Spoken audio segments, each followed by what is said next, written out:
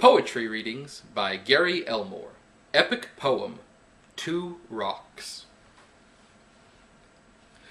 A lone rock lay on the beach. It lay there an innumerable number of years. This little rock lay out of reach. This little rock knew nothing of smiles or tears. And so it sat there by the shore, so it sat, waves washing over it. It dreamed, nay, longed for more. But not in this spot did it forever sit.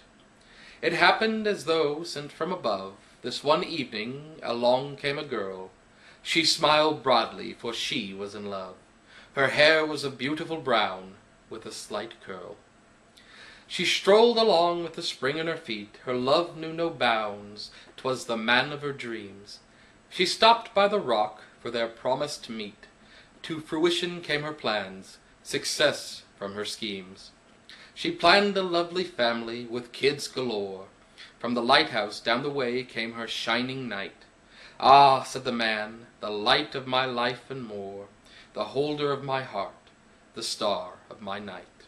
They hugged and kissed in timeless embrace. The man searched his pocket for something. The girl waited, a hesitant, hopeful look on her face. The man bent down and pulled out a ring.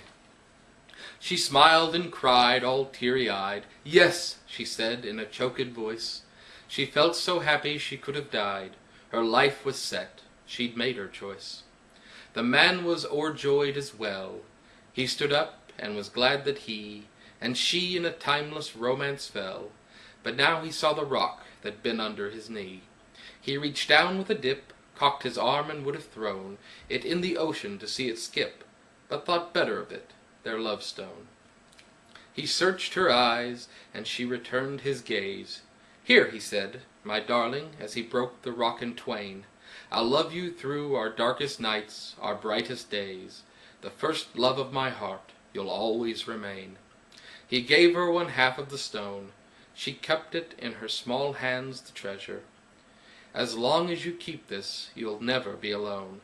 We'll be together, now and forever." The couple soon married and lived a good life. They had 9 children, beautiful and pure. Their house was of happiness, more love than strife. The two were joyous, and their lives had allure.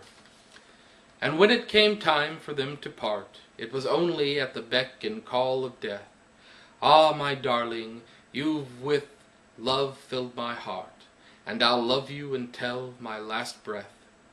The man's hand in hers grew cold. His eyes gently shut, a smile on his face.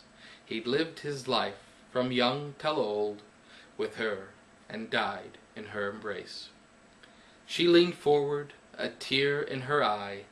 She lay beside him, heartbroken. She did her best not to cry, but all she had left was this one small token.